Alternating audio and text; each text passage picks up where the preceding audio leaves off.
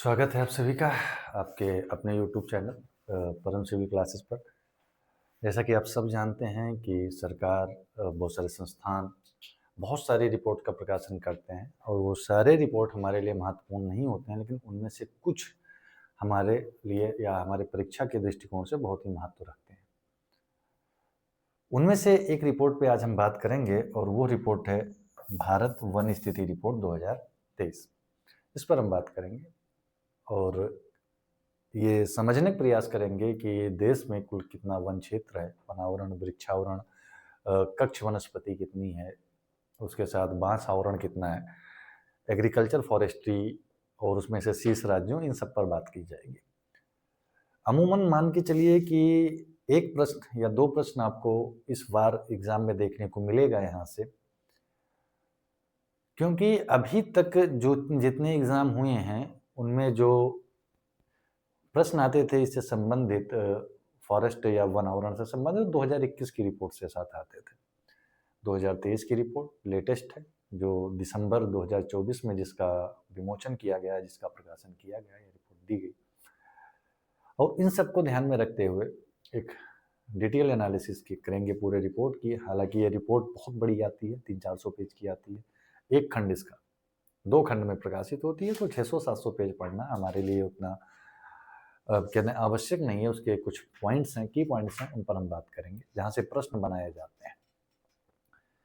बाकी चीज़ें और अन्य रिपोर्ट में, जैसे अब पहले आप जानते हैं कि आर्थिक समीक्षा हर वर्ष बजट से पहले प्रस्तुत की जाती है। बजट भी अपने आप में प्रपत्र है जो हमारे परीक्षक दृष्टिकोण से महत्व रखता है।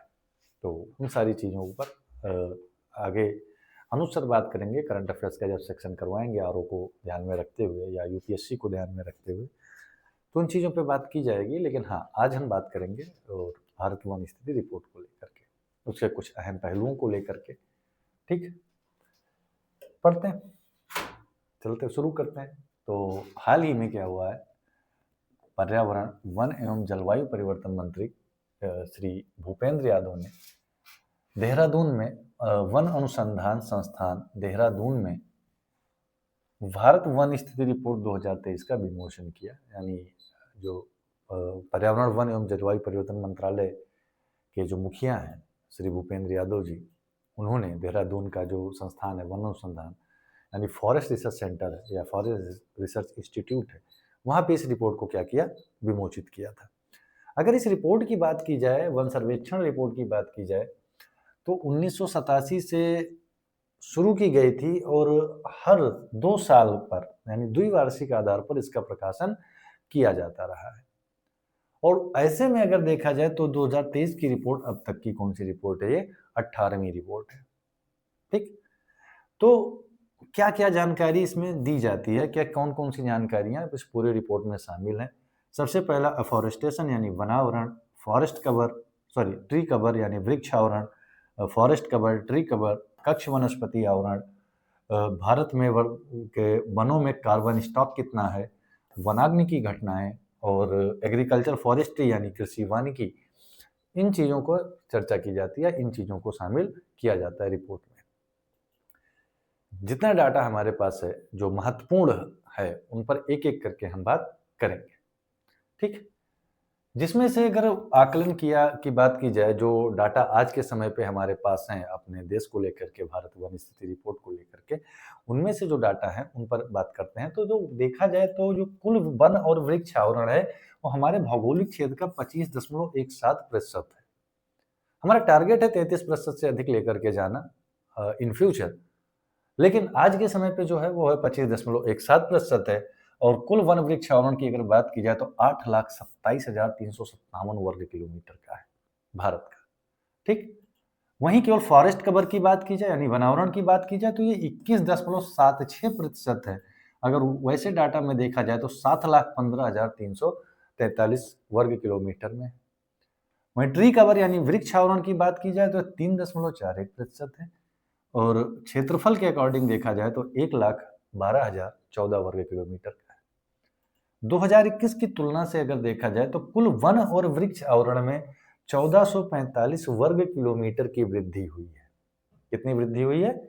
1445 वर्ग किलोमीटर की वृद्धि हुई है, ये ध्यान रखना है। और जिसमें से जो हमारा 1445 में से 1289 वर्ग किलोमीटर हमारा ट्री कवर है और 156 वर्ग किलोमीटर हमारा फॉरेस्ट कवर में वृद्धि हुई है। तो ये चीज़ें भी ध्यान में रखना, उनके पहलुओं को लेकर के, जैसे कहाँ पे कितनी वृद्धि हुई है ट्री कवर या फिर फॉरेस्ट कवर को लेकर। अब वृद्धि दर्शाने वाले शीर्ष राज्य कौन कौन से हैं, कहाँ पे कितनी वृद्धि दर्ज की गई है। एक तो सबसे नंबर 1 पर कौन सा है, वो छत्तीसगढ़ है। दूसरे नंबर पे क्या है, वो है उत्तर प्रदेश है। तीसरे पे उड़ीसा है और चौथे पे क्या है, कौन सा है, वो है राजस्थान है। अब ये क्षेत्रफल के आधार पर एक घटता हुआ क्रम है, तो ये ध्यान रखना कि वो ओवरऑल फॉरेस्ट और ट्री कवर दोनों को की बात की जा रही है कि जहाँ पर वृद्धि दर्ज की गई है। एक तो प्रश्न आपका यही है कि भारत में फॉरेस्ट और ट्री कवर में अधिकतम वृद्धि दर्शाने वाला राज्य कौन सा है, तो राज्य हमारा छत्तीसगढ़ हो गया।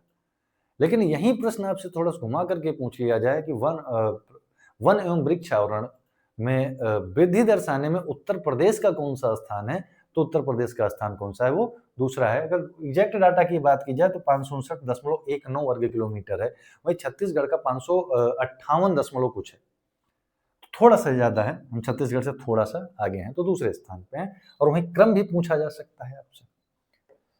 आगे बढ़ते हैं तो वनावरण में यानी फॉरेस्ट कवर में अधिकतम वृद्धि को दर्शाने वाले 3 राज्य कौन से हैं, तो हैं पहले नंबर पे है मिजोरम और दूसरे नंबर पे है गुजरात और तीसरे नंबर पर है उड़ीसा, जिन्होंने फॉरेस्ट कवर में सबसे ज्यादा वृद्धि दर्ज की है।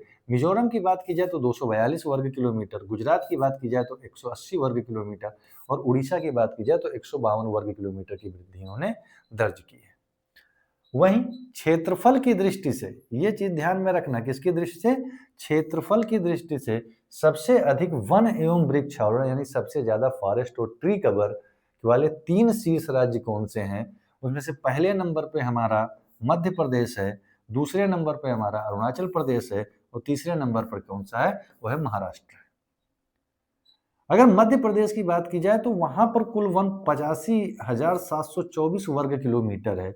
अरुणाचल प्रदेश की बात की जाए तो 67,083 वर्ग किलोमीटर है और महाराष्ट्र की बात की जाए तो 65,383 वर्ग किलोमीटर वहां पे वन पाया जाता है। तो शीर्ष 3 राज्य इंडिविजुअल क्वेश्चंस के रूप में, क्रम के रूप में आपसे पूछे जा सकते हैं।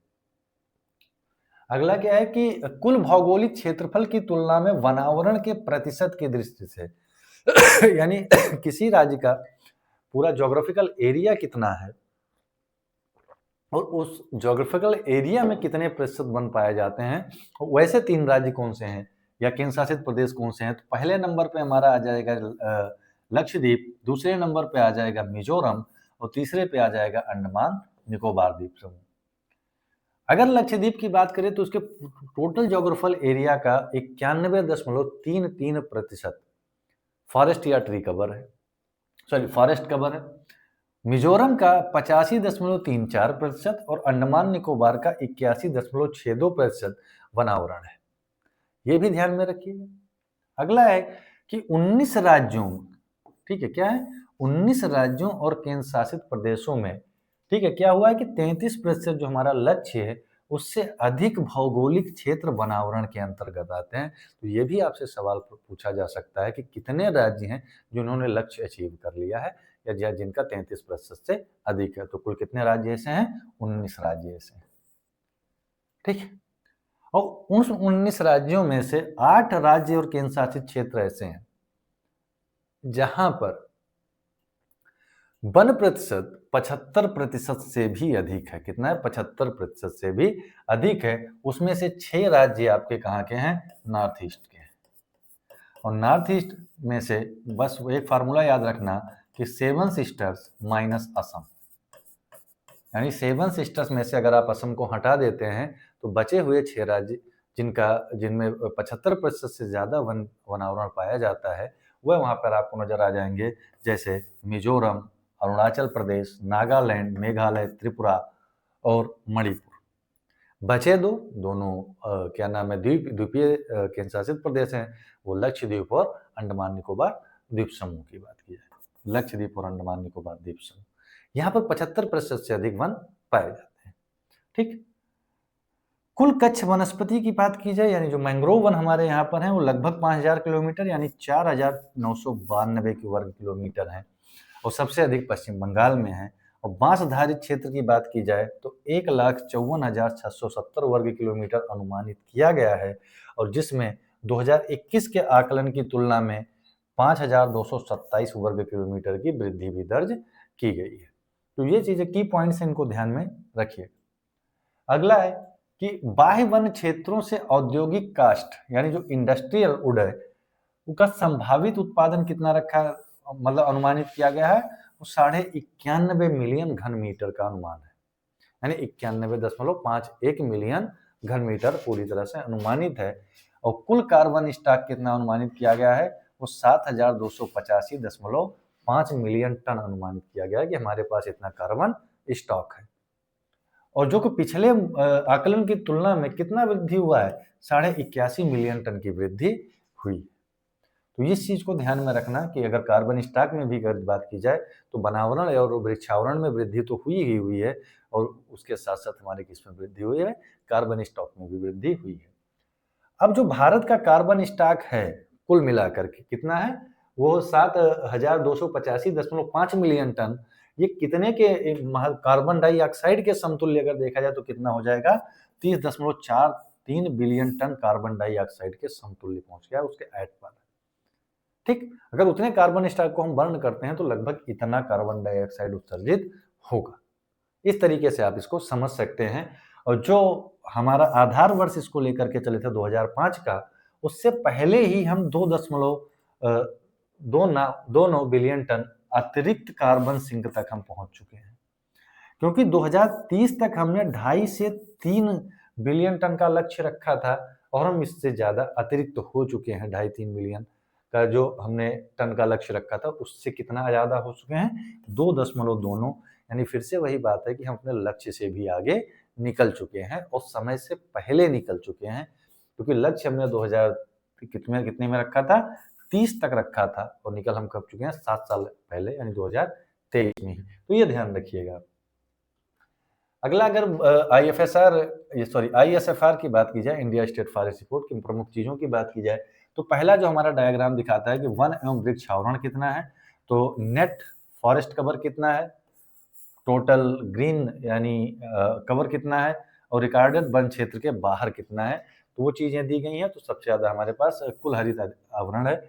दूसरा, अगर क्षेत्रीय रुझान की बात की जाए तो पश्चिमी घाट पर और किसका है, आवरण क्षेत्रफल में कमी की बात की जा रही है यहाँ पर, और यहाँ पे आवरण वाला क्षेत्रफल की बात की गई है वर्ग किलोमीटर में। यहाँ पे कमी की बात की गई है, तो सबसे ज्यादा कमी कहाँ पर आती है, आपको नजर आती है, वह पूर्वोत्तर राज्यों में नजर आती है। ठीक, पश्चिमी घाट पे उससे बाद, और मैंग्रोव वनों में सबसे कम, यानी 7.43 वर्ग किलोमीटर की कमी नजर आती है। वन घनत्व में बदलाव की बात की जाए तो बदलाव अगर देखा जाए तो अति सघन वन हमारे पास इतने हैं, 2431.50, और मध्यम सघन वन और खुला वन।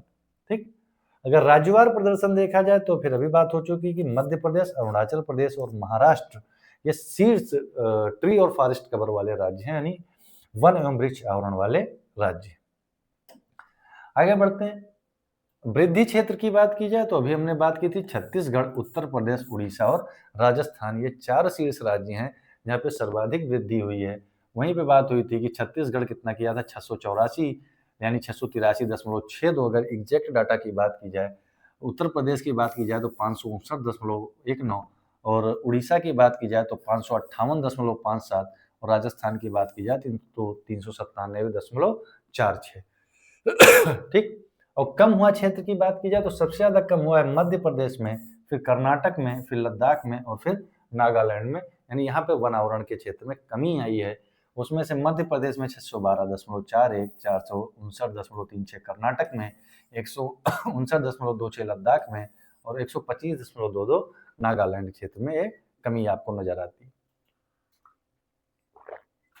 दो प्रश्न हो गए कि सबसे कम कहां पर हुआ है, मध्य प्रदेश में, और सबसे ज्यादा वन भी कहां पाए जाते हैं, वो मध्य प्रदेश में पाए जाते हैं क्षेत्रफल के अकॉर्डिंग। परसेंटेज के अकॉर्डिंग सबसे ज्यादा वन कहां पाए जाते हैं, लक्षद्वीप पे पाए जाते हैं। वृद्धि सबसे ज्यादा कहां पर हुई है, छत्तीसगढ़ में। कमी सबसे ज्यादा कहां पर हुई है, मध्य प्रदेश में हुई है। ये कुछ डाटा है, इनको ध्यान में आप रखिए।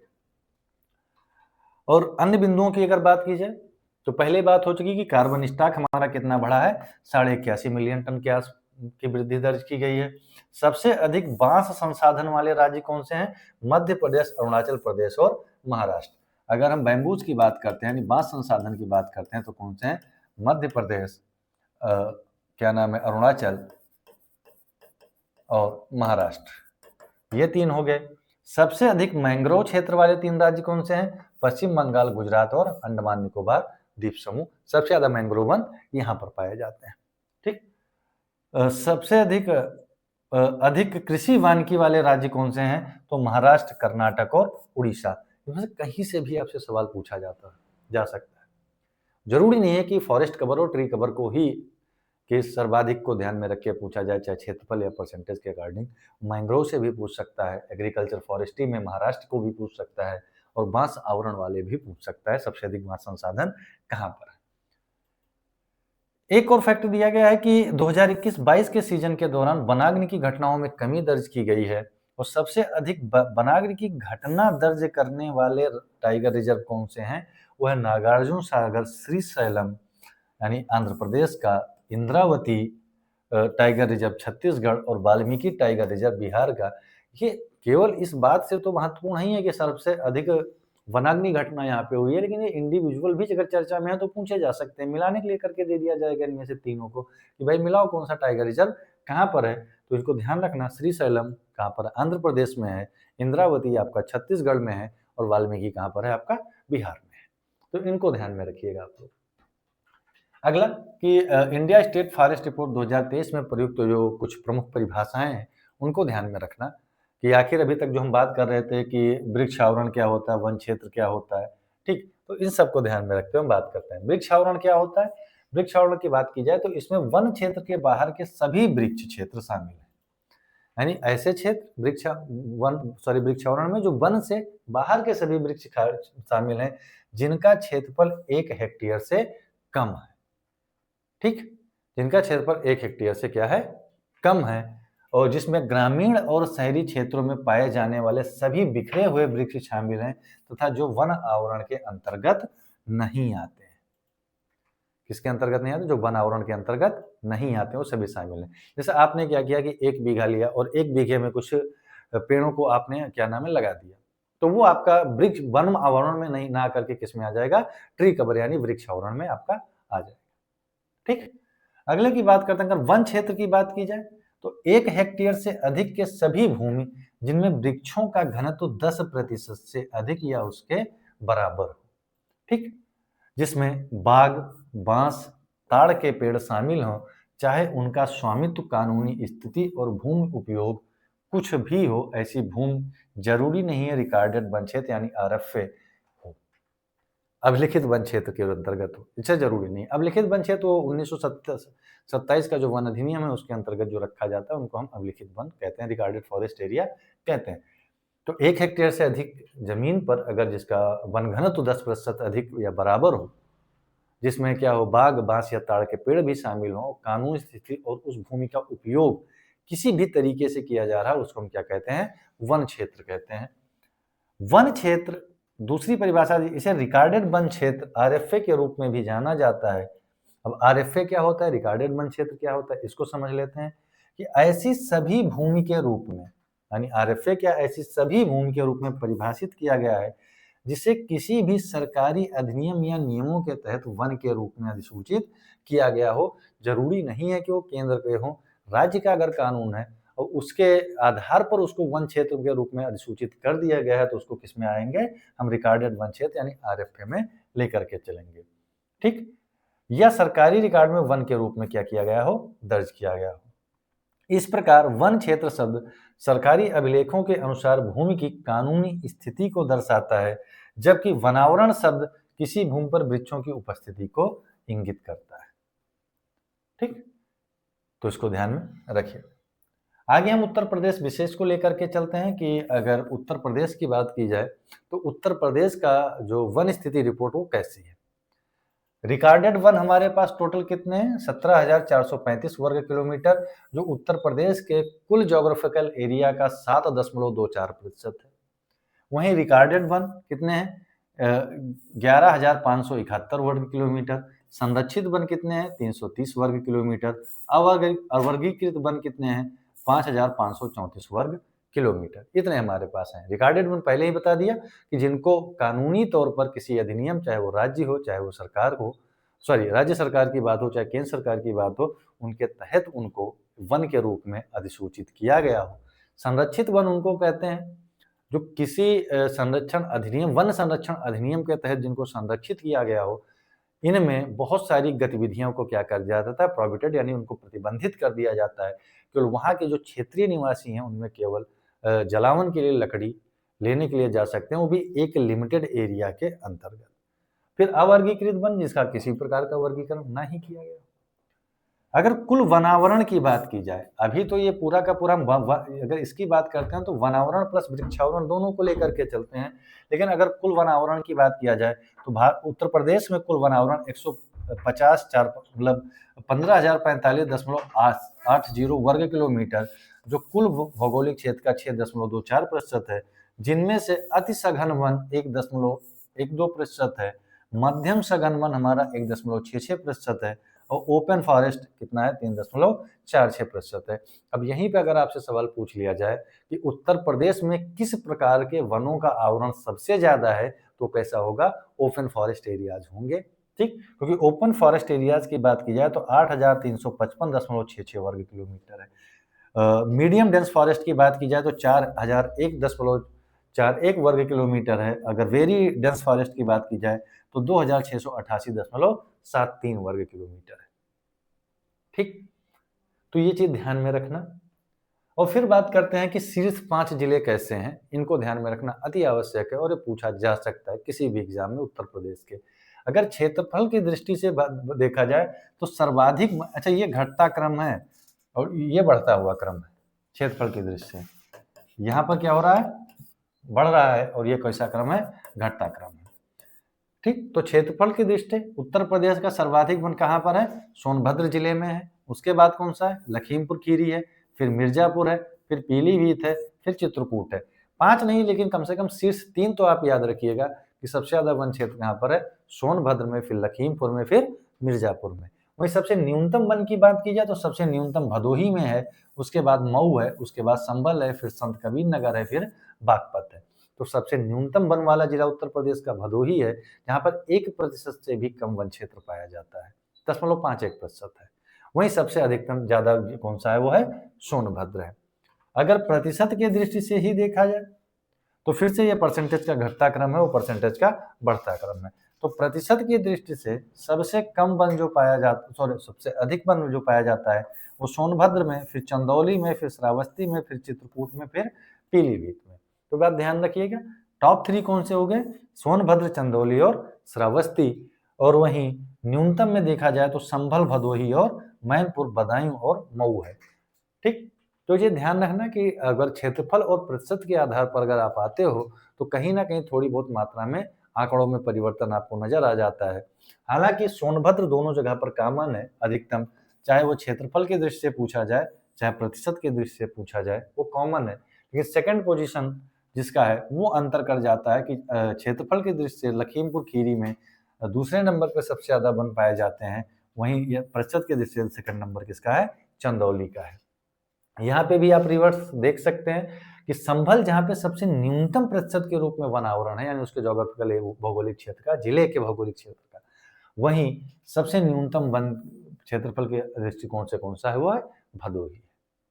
जो प्रमुख आंकड़े थे जिसमें हमने उत्तर प्रदेश को लेकर के और भारत के प्रमुख राज्यों को लेकर के जो शीर्ष राज्य हैं उन पर हमने बात की, और इनको आप लोग ध्यान में रखिएगा। और ध्यान में रखने के साथ साथ और उम्मीद करते हैं कि यहाँ से एक आधे नहीं, कम से कम 2 सवाल आपको मिल जाएंगे, चाहे वो आरओ एग्जाम की बात हो, चाहे पीसीएस एग्जाम की बात हो, चाहे हो सकता है यूपीएससी भी फॉरेस्ट रिपोर्ट के बारे में जानकारी आपसे पूछे। ध्यान रखिएगा कि फॉरेस्ट रिपोर्ट की शुरुआत कब हुई थी? 1987 से हुई थी। इस बार कहाँ पे प्रकाशित किया गया था या कहाँ पर इसका विमोचन किया गया था? वो देहरादून में किया गया था। ठीक, सर्वाधिक वनावरण क्षेत्रफल के अकॉर्डिंग कहाँ पे है? वो है मध्य प्रदेश में। प्रतिशत के दृष्टिकोण से कहाँ पर है? वो है लक्षद्वीप में। और सर्वाधिक वनों में कमी कहाँ पर नजर आई है? वो नज़र आई है आपकी मध्य प्रदेश में ही। मैंग्रोव वन सबसे ज़्यादा कहाँ पर पाए जाते हैं? पश्चिम बंगाल में पाए जाते हैं। वानिकी एग्रीकल्चर फॉरेस्ट्री की दृष्टि से सबसे बड़ा क्षेत्र कौन सा है? वो फिर आपका महाराष्ट्र है। उत्तर प्रदेश में सबसे ज़्यादा वन कौन से जिले में पाए जाते हैं? वो सोनभद्र में पाया जाता है। न्यूनतम कहाँ पर है? भदोही में है। और प्रतिशत की दृष्टि से कहाँ पर है? सोनभद्र में ही है। और क्या नाम है, प्रतिशत दृष्टि के न्यूनतम कौन सा है? वो है संभल है। ठीक, तो प्रमुख आंकड़े हैं, इनको ध्यान में रखिएगा और ध्यान में रखने के साथ साथ इसको एक दो बार आप रिवाइज कर लीजिएगा, जिससे आपका क्या हो जाएगा, ये कंठस्थ हो जाएगा। और उम्मीद है कि ये आपको किसी न किसी मात्रा में लाभ पहुंचाएगा ही। ठीक, चाहे आप इसको निबंध में कोट कर सकते हैं अगर ऐसा कोई पर्यावरण से संबंधित निबंध पूछा जाता है। ठीक, हाँ, हालांकि एक इंपॉर्टेंट रखना, जो टाइगर रिजर्व्स की बात की गई थी और उसमें से सबसे ज़्यादा वनाग्नि की घटनाएं कौन सा टाइगर रिजर्व में हुई हैं, वो नागार्जुन सागर श्री सैलम में। जो कहाँ का टाइगर रिजर्व है, ये आप कमेंट में बताइएगा। ठीक, धन्यवाद।